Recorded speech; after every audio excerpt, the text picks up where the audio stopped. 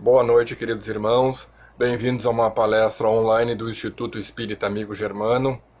Meu nome é Andoel Queiroz e hoje nós vamos falar sobre um livro muito interessante chamado Bíblia. A palavra Bíblia ela vem do grego e significa livros.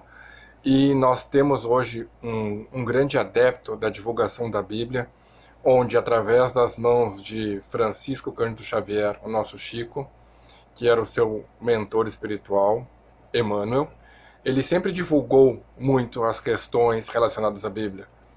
Não somente por ele ter sido um personagem importante na época de Jesus, um senador onde ele dita suas próprias histórias, a sua própria biografia, em 3 séries de livros, mas principalmente porque, em momento algum no movimento espírita, foi dito que a Bíblia não fazia parte, muito pelo contrário. Kardec já colocava a Bíblia onde nos dizendo que a verdadeira fé é aquela que pode encarar a razão face a face. Onde nós temos o Evangelho segundo o Espiritismo, onde ele nos coloca várias questões, vários capítulos embasados neste livro sagrado para o cristianismo, onde muitas religiões a utilizam como material de estudo, como prova de fé, como livro de cabeceira para poder viver todos os questionamentos e todas as respostas serem encontradas através da Bíblia. Na verdade, não foi por acaso que durante a seleção e a classificação desses pergaminhos que foram escritos por vários apóstolos, onde eles relatam as histórias do povo hebreu no Antigo Testamento, relatam a história desse povo, mas também relatam a passagem de Jesus quando estava aqui. Meus irmãos, Jesus não deixou nada escrito, tudo isso foi escrito pelos apóstolos. Grande parte do Novo Testamento foi baseado nas obras de Paulo, que nós sabemos que foi Saulo, através também de uma psicografia, que nos demonstra como Saulo se transformou em Paulo, aonde muitas obras espíritas elas estão provando, embasando, discorrendo sobre vários pontos que não são tão claros na Bíblia. Então esses pergaminhos foram selecionados, mas não foram ao acaso, mas sim foram selecionados sob orientação das hostes celestiais, através das equipes espirituais para fazerem parte da Bíblia. Tem muitos pergaminhos que eram daquele tempo e que não foram selecionados, e que hoje se chamam de evangelhos apócrifos, mas que na verdade foram escritos naquela época, apenas por uma questão de catalogação. Mas voltando ao nosso assunto sobre a Bíblia, nem as constantes traduções, atualizações, adaptações das diferentes línguas e suas expressões foram deixadas de lado. Sempre foram preservadas, cuidadas, para que a origem, para que o principal mote da Bíblia fosse preservado. A palavra constante nesse livro sagrado foi preservada e abençoada pelas equipes espirituais. É um ledo engano pensarmos que os homens puderam mudar as suas traduções. Se as traduções hoje foram mudadas, se elas foram adaptadas à realidade de um novo povo, de uma nova era, foi sob, sim, a chancela de Deus, foi sob a orientação das equipes espirituais. Apesar de todos os modismos literários, das correntes paralelas que surgem no cotidiano dos povos e nações, nós não temos que deixar que os ensinamentos e as orientações bíblicas fiquem relegados ou esquecidos, na sua maioria. Nada acontece sem a anuência do plano superior na Terra, apesar da existência do livre-arbítrio. As principais diretrizes são formadas pelas equipes espirituais. Se esses modismos literários existem, é porque eles são autorizados por Deus, como forma de complementar a evolução das novas gerações.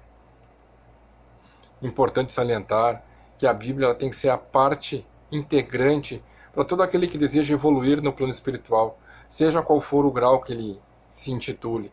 Não somente as nossas obras espíritas devem ser lidas, as obras básicas, os romances, mas a Bíblia ela faz parte desse processo. Ela é um dos livros principais dentro do nosso crescimento, da nossa busca pelo entendimento das razões filosóficas da nossa fé. Quando das manifestações do nosso Chico Xavier, Emmanuel teve o cuidado de realizar uma ponte entre o Consolador Prometido, que no caso era a manifestação crescente do Espiritismo, com o embasamento bíblico consolidado por séculos e séculos pela busca dos cristãos. Desse modo, não haveria um deslocamento entre as duas vertentes, mas sim uma continuidade, o chamado florescimento de mais uma verdade, uma terceira revelação, como nós já sabemos. A Bíblia é um fator preponderante para o entendimento da palavra de Deus e um fator importante da revelação, do pressuposto para o despertar dos pontos necessários e compreendidos para a evolução de cada um. A palavra de Jesus, que está muito clara no Novo Testamento, é a base de qualquer manifestação de fé, para que se possa compreender o seu sentido reencarnatório, o sentido de cada um de nós. Muitas vezes por parábolas, por histórias que não ficaram claras naquele momento, hoje elas se tornam mais claras. Hoje nós vemos como é diferente a situação, porém, como nós podemos ainda nos apropriarmos da palavra constante na Bíblia e utilizarmos para o nosso desenvolvimento. Como nós evoluímos pouco. Por isto, a Bíblia foi o primeiro livro impresso na Europa Antiga por Gutenberg. Não foi por acaso. Tudo já estava planejado no mundo espiritual para que a fé não ficasse restrita a determinados burgos, a clérigos, e assim controlada por verdadeiras forças de Estado. A Bíblia é a palavra livre, imutável e viva da palavra do Pai, de modo a criar um veio de racionalidade e lógica entre os encarnados e os desencarnados. Sim, meus irmãos, junto aos desencarnados também. Eles também fazem parte da Bíblia quando ela é gerada, quando ela é estudada, seja em qual culto, seja em qual for a religião. Muito se tem estudado, muito se tem feito teses, interpretações a respeito da Bíblia. Mas, meus irmãos, nada substitui e nem vai substituir a fé fervorosa, aquela fé verdadeira, simples, em sua manifestação forte e em seu exercício, constituindo assim bases maduras. Portanto, nós temos que ficar com a ideia clara de que a Bíblia ela tem de fazer parte do nosso dia a dia. Nós somos cuidados pelas equipes espirituais e nós precisamos fazer a nossa parte através da leitura, e a Bíblia é a parte fundamental. A nossa parte, obviamente, deve ser realizada. Não basta deixar a carga do plano espiritual. Nada é doado para ser vivido se não tem condições de enfrentar tal desafio, meus irmãos.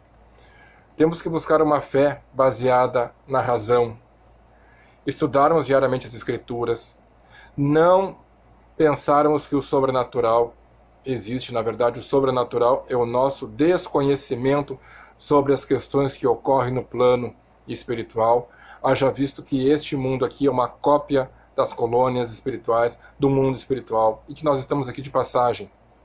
Quando nós dizemos e ouvimos que na Bíblia está escrito que nós temos que vigiar os nossos pensamentos, é observar aquelas ações que nós temos, que nós fazemos de forma mecânica, que nós não entendemos nem o motivo, mas somos levados a fazer tal. E aí saber que é o momento de parar, é o momento de refletir, saber que quanto maior o nosso compromisso com a verdadeira fé, maior e mais iluminado pela luz divina nós seremos, e nosso caminho por conseguinte. Nós temos que ter a inspiração da nossa trajetória, o que nós já fizemos para chegarmos até aqui, tudo que nós vencemos, tudo que nós lutamos, e embasado nas nossas vidas e na história de Jesus, nós podemos observar com fé e com alegria tudo aquilo que está ao nosso redor. Muitas obras espíritas falam do tempo em que Jesus percorreu diversas aldeias entre os 15 anos e os 30 anos. Essa diferença de tempo, muitas obras nos falam, muitas obras psicografadas, nos dando a maior importância da vida de Jesus, não somente como nosso mestre, mas como nosso Salvador. Nós temos que ter, então, bem claro que quando Emmanuel nos traz essas questões, não era somente por causa da experiência de vida dele, mas sim sobre a importância dos ensinamentos, e que eram ensinamentos para toda uma eternidade, onde nós, em nossa pequenez, não conseguimos contribuir de forma efetiva com aquilo que nós aprendemos. Não conseguimos nem entender muitas vezes aquilo que está escrito. É necessário, meus irmãos, nós lermos e relermos várias vezes as obras, principalmente a Bíblia, na sua linguagem, para que nós possamos entender e nos dar forças, pois são informações complementares e necessárias para nós desenvolvermos o nosso projeto reencarnatório. Que as bênçãos de nossa Divina Mãe, Maria, Mãe de Jesus, Nossa Senhora, a qual nunca nos desampara, segue à frente em nosso caminho, junto à espiritualidade, nos trazendo um alento aos nossos períodos provacionais e nos dando uma maior aceitação a tudo aquilo que acontece em nossa vida, para que nós possamos crescermos e nos entendermos como tal. Porque a ignorância é o que atravanca o nosso desenvolvimento. Muito obrigado, queridos irmãos, e que a luz de Jesus esteja sempre presente em vossas ideias, também sob orientação do nosso patrono, amigo Germano. Que assim seja.